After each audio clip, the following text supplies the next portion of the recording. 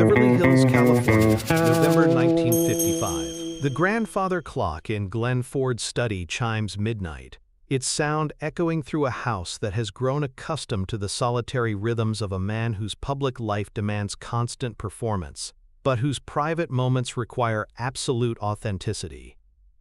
The room itself reflects Ford's character. Understated elegance without ostentation, quality without display, comfort earned through genuine achievement rather than inherited privilege. Ford sits behind his mahogany desk, 39 years old, and carrying the accumulated weight of stardom that has transformed him from a young man seeking success into an established figure whose every public appearance generates headlines and whose private thoughts remain carefully guarded secrets. A crystal glass containing 2 fingers of bourbon rests at his right hand, barely touched, while the desk lamp creates a circle of warm light in the otherwise darkened room. Before him spreads the evening's correspondence, dozens of letters from fans, business associates, and industry colleagues, whose various requests and expressions of admiration require the careful attention that Ford brings to all aspects of his professional life. Unlike many stars of his stature, Ford insists on reading his own mail, rather than delegating the task to secretaries or assistants who might filter out messages he considers important. The letters represent a cross-section of American society reaching out to touch something they perceive as larger than ordinary life. Teenage girls express romantic devotion, middle-aged women share domestic concerns, servicemen write about military experiences that connect them to Ford's own naval background. Each letter receives careful consideration, though only a fraction will merit personal responses that Ford composes himself in his careful handwriting. Tonight's stack includes the usual mixture of fan appreciation and business correspondence, but one envelope stands apart from the rest through its obvious age and humble presentation. The return address, written in careful feminine script, identifies a small town in Kansas that Ford recognizes from his wartime service, though he cannot immediately place the specific connection that makes the location familiar. If you want to see more stories about Hollywood legends who proved their character through actions no one would ever know about, subscribe to Glenn Ford Hidden Legacy. The envelope itself shows the wear patterns of careful preservation, as if it has been carried or stored with particular attention before finally being entrusted to the Postal Service. The paper stock speaks of modest circumstances, drugstore stationery rather than expensive personal letterhead, while the penmanship suggests someone more accustomed to practical communication than artistic expression.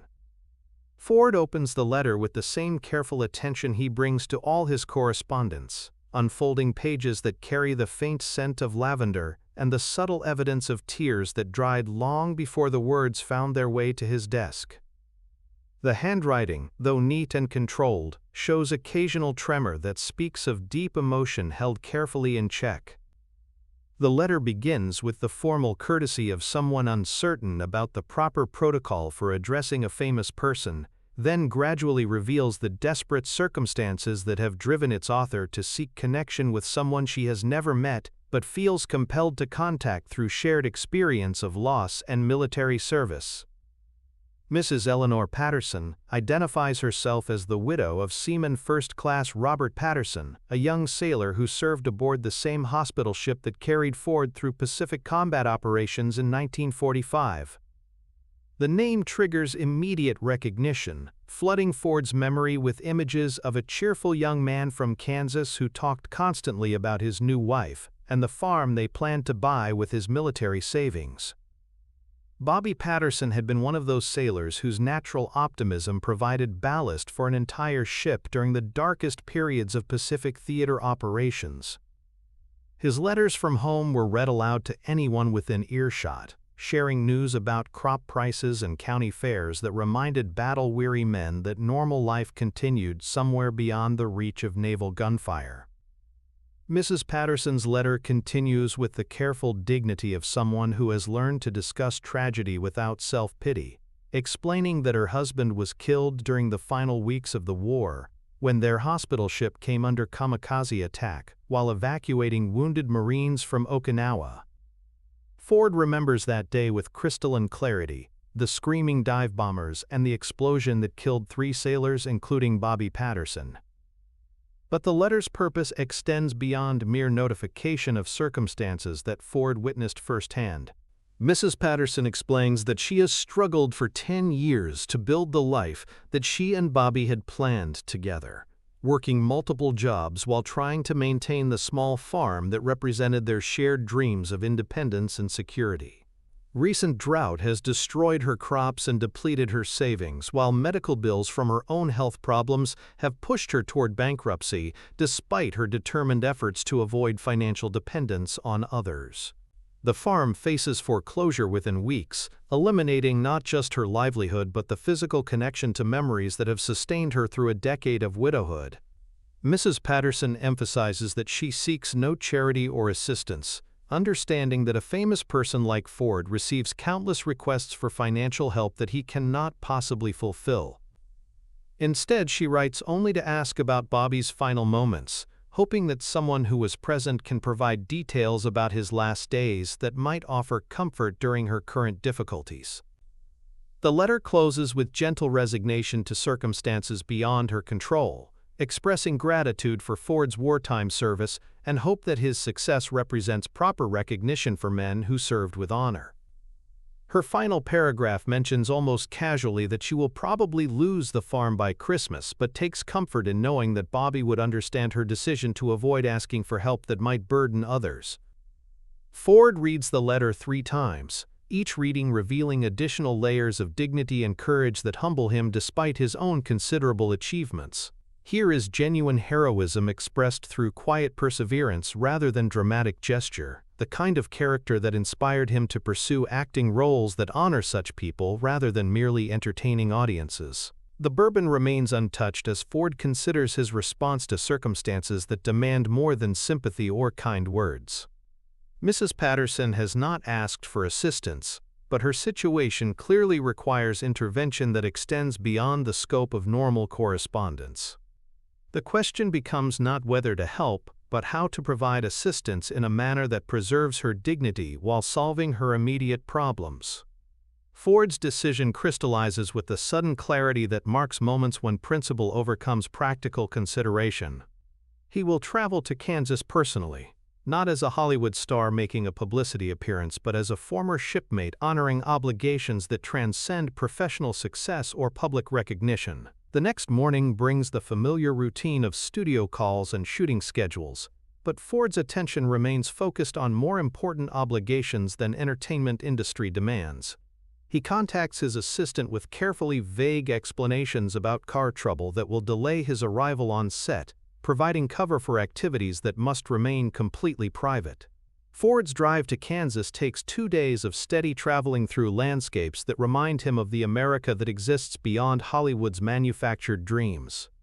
Small towns and farming communities speak of values that shaped him before fame complicated his understanding of what truly matters in human relationships and personal responsibility.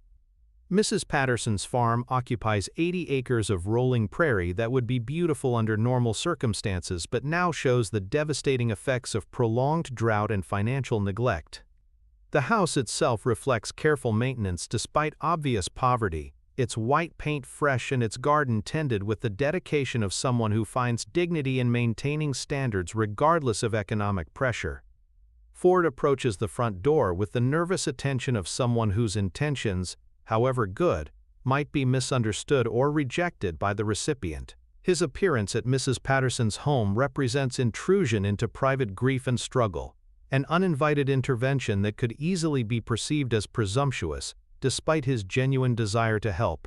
Mrs. Patterson answers his knock with the cautious courtesy of someone accustomed to unexpected visitors bearing unwelcome news about overdue bills or legal proceedings. Her face shows the accumulated strain of years spent fighting losing battles against circumstances beyond her control, but her bearing maintains the dignity that marked her letter. Recognition dawns slowly as she realizes that the famous actor Glenn Ford stands on her front porch, his presence as impossible to reconcile with her daily reality as a visit from the president or the Pope. Ford's simple clothing and obvious travel fatigue do nothing to diminish the surreal quality of the moment. Mrs. Patterson, Ford says, removing his hat with the formal courtesy that military service instilled in his approach to all interactions with civilians. "I'm Glenn Ford. I received your letter about Bobby, and I wanted to talk with you about him." Eleanor Patterson invites Ford into her modest home, with the automatic hospitality that prairie communities extend to travelers, regardless of their social station or celebrity status. The front room reflects the same careful maintenance evident in the exterior appearance, clean and orderly, despite furnishings that show decades of careful use rather than regular replacement. Ford accepts her offer of coffee and spends the next hour sharing memories of Bobby Patterson that bring both tears and laughter to their conversation. He describes Bobby's infectious enthusiasm for letters from home, his plans for expanding the farm, and his absolute devotion to the wife whose photograph he carried in his uniform pocket through every dangerous mission. "Bobby talked about you constantly," Ford tells her with genuine warmth. "About how smart you were, how hard you worked, how lucky he felt to have married someone who could run the farm better than he could. He was so proud of you, Mrs. Patterson. You were his whole world." Eleanor's tears flow freely as she hears details about Bobby's final weeks that she has wondered about for 10 years. Ford describes her husband's character under pressure, his concern for wounded Marines, and his unwavering optimism even during the most dangerous periods of their Pacific operations. "He died trying to save someone else," Ford explains, providing the context that has eluded her understanding of Bobby's final moments. "Kamikaze attack hit the ship while he was helping evacuate wounded Marines. He could have taken cover, but he stayed to help carry stretchers until the last possible moment." The conversation continues through the afternoon as Ford provides the emotional closure that Eleanor has sought for a decade, while carefully avoiding any mention of the financial assistance that represents his true purpose for making the journey. Instead, he guides their discussion toward practical matters through seemingly casual questions about the farm's operation and her future plans. When Eleanor mentions the impending foreclosure, Ford's response carries the careful neutrality of someone seeking information rather than offering solutions. "How much would it take to keep the farm operational? I'm curious about agricultural economics in this part of the country." Eleanor's explanation reveals the devastating mathematics of small-scale farming during drought years, where crop failures combine with accumulated debt to create impossible situations that destroy families who have worked the same land for generations. The amount required to save her farm represents less than Ford spends on a single month's household expenses, a sum that seems absurdly small given the magnitude of its impact on her life.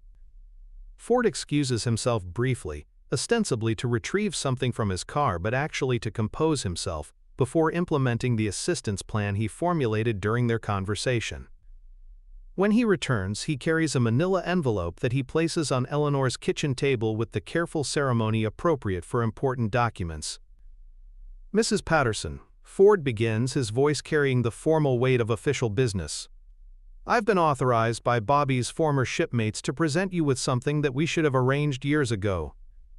Ford opens the envelope to reveal legal documents that transfer ownership of all outstanding debts on Eleanor's farm to an anonymous trust fund established by Pacific Theater veterans who wish to honor fallen comrades through assistance to surviving families. The papers, though completely fictional in their origins, appear authentic enough to provide Eleanor with the legal protection she needs while preserving her dignity through the illusion that she deserves, rather than requires the assistance. "This isn't charity, Mrs. Patterson," Ford explains carefully. "This is recognition that Bobby's sacrifice earned benefits that should have been provided automatically. The trust fund exists specifically to correct oversights in Veteran Benefits Administration." Eleanor studies the documents with the careful attention of someone whose survival depends on understanding legal implications, her mind struggling to process the possibility that her desperate situation has been resolved through intervention she neither sought nor expected. "I don't understand," she says finally. "Bobby's military benefits were processed years ago. There was never any mention of additional compensation or trust fund provisions." Ford's explanation maintains the fiction that protects both of them from the awkwardness that genuine charity would create. Sometimes paperwork gets lost in military bureaucracy, especially during wartime transitions, The trust fund was established specifically to address such oversights. Bobby's service record qualifies you for full debt forgiveness plus maintenance funds for the farm's operation. The transaction proceeds with the formal dignity appropriate for business arrangements between equals, rather than the uncomfortable dynamic that usually accompanies charitable assistance.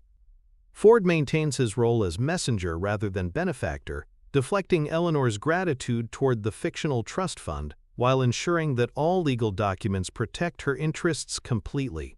By evening, Eleanor Patterson owns her farm free and clear, while possessing sufficient funds to resume normal operations and maintain her independence indefinitely. Ford has accomplished his objective without compromising anyone's dignity or creating obligations that would burden their future relationship. As Ford prepares to leave, Eleanor expresses gratitude that extends beyond mere appreciation for financial assistance into recognition of the deeper gift he has provided. "You've given me back my life and my memories of Bobby. I can't ever repay such kindness." Ford's response reflects the philosophy that has guided his entire approach to the situation. The best way to honor Bobby's memory is to keep the farm running, and remember that his sacrifice meant something important. That's payment enough for anyone who served with him. Ford drives back to Hollywood through the same landscape that carried him to Kansas. But his perspective has changed fundamentally through the experience of translating wealth into meaningful assistance for someone who deserved help but would never have sought it. The secret he now carries weighs nothing but enriches everything.